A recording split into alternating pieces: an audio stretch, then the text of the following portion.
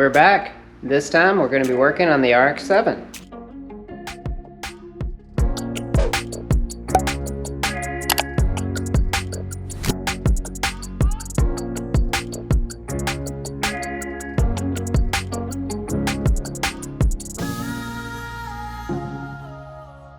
Well, we've decided to throw a short shifter in here. You may already know this is a V8 Rx7 with an LS7 engine in it. It has the 4th gen Camaro T56 in it, and for many years we've been using the stock shifter. Who's the new shifter offering from? TIC Performance. These guys have been around in the T56 game in one shape or another for a long time. You can see here, straight out of the box, this is what it looks like. It's pretty nice quality. We're not going to be able to use it in the RX7, but it even comes with a nice shaft here. This is both too long and not in the right spot. Here's the setup we have today. This is a shift knob out of a GTO. The stock shifter moves back and forth about 5 inches overall throw. The shift action feels pretty good overall already. We'll see if we can improve on it or not with the TIC short shifter. If not, take it back out and just sell it to somebody else who wants it. But hopefully it's pretty good. The first thing we'll need to do is take the knob off. Now the factory GTO knob kind of just sits on there and somehow magically holds itself, but that also means you got to pull it off with a lot of force. Some people have used these things and said they came off in their hands. I've been using it for like 7 or 8 years and it's never came off in my hand. So I don't know, your mileage may vary.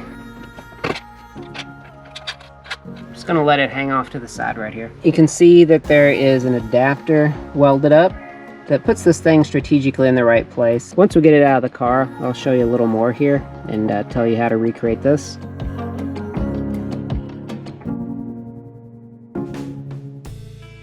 We'll throw that on the bench, show you what that is in a minute. One of the biggest pitfalls to this swap in my experience is people don't pay attention to the shifter area. One of the biggest and easiest things that you can do, even if you can't like weld and custom manufacture stuff here, is to pay attention to how well you have sealed this area. You'd be amazed the amount of heat, the amount of sound, and overall just not good experience that comes through a hole that's not well sealed. You could make one of these at home with metal, you could get some insulation, whatever. Just make sure you seal this really well. You'd be amazed the difference this makes when you're out driving. So now we'll take off this little panel.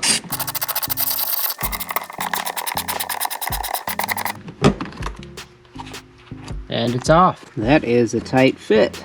There's bolts way down here, if you can't see, and you're never ever getting to those. So the only way to get to those is to take the transmission and drop it a little bit. So we're going to throw the car up in the air, remove the transmission mount, and let it sag a couple inches, and then that should give us enough room to get a ratchet in there and take the top of the shifter off.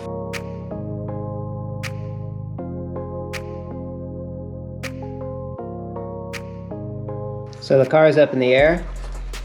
Now I will loosen those 2 bolts, these 2 bolts, and watch the transmission drop a few inches. There we go. That is a lot more room, and now I should be able to get the ratchet in there.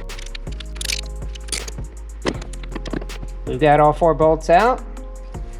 A little bit of a pry here from the top to break the gasket maker that's used on the factory shifters, and out it comes. And there it is. Now we'll go over to the bench and compare these two.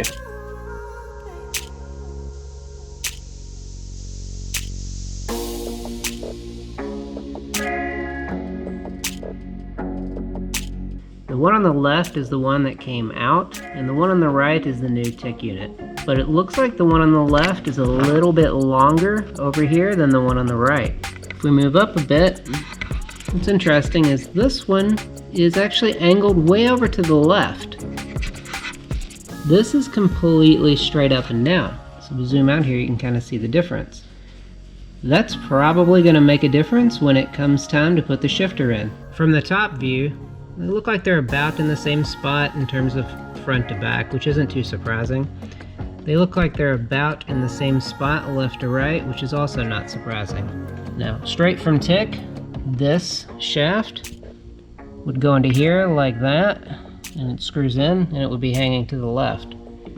That is not how the RX-7 was set up, so we're not going to do that. That would put us in a really weird spot that would be unusable. This is how it was set up inside of the car before, which, given that, it's going to lean over a little bit to the left. I said earlier I would talk about what's been done to this shaft. This is from a 2004-2005 GTO. It was about this long. So what I did was I cut off and then welded a plate on the bottom. And then inside of this, and on many shifters, you'll see that they're filled with rubber. This is to keep from having a completely direct connection to the transmission. Some people like that, some people don't. What this direct connection to the transmission will do is give it a much more mechanical feel, accentuate any sort of notchiness. When it's cold, you're gonna feel it. On the other hand, most OEM shifters come with some sort of rubber isolation. The rubber isolation inside of the stick was a little too squishy for me. I filled this with 80 durometer polyurethane. So now it's not quite solid, but it's pretty close to solid. This took the notchiness out of the T56.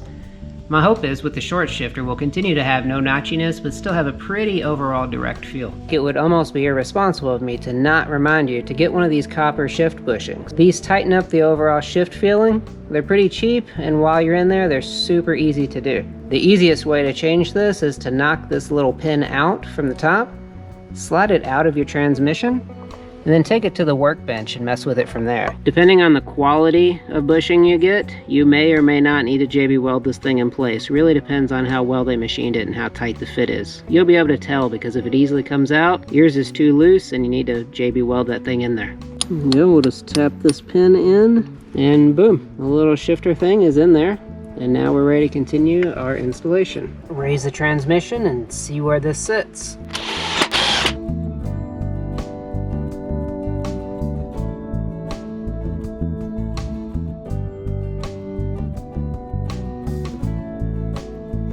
Now got the shifter on there. Let's see the difference. So we go from 7 1/4 in the front to about 4 1/4 in the front. So we've got about a 3-inch throw now. 1, 2, 3, 4, 5, and 6. Next, we'll go for a ride and see how this thing feels.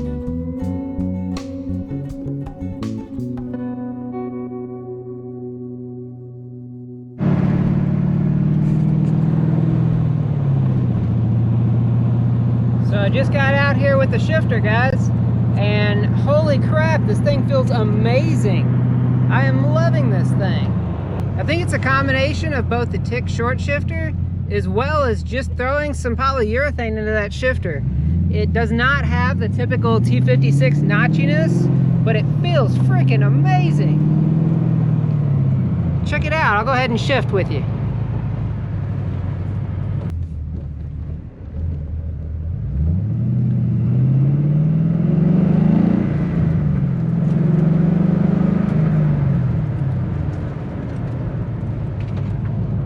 Absolutely loving how this thing feels.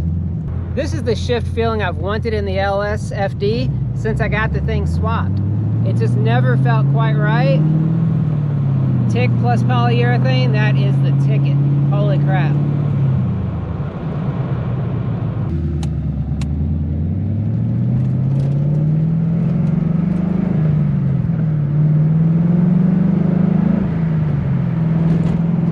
So if you've enjoyed the swap video, you want to see some more LS7 FD stuff, hit that subscribe button. If you're watching still, you must like this content, so don't forget to hit the like, it helps with the algo. We'll see you on the next Car Guy Fridays video. Peace.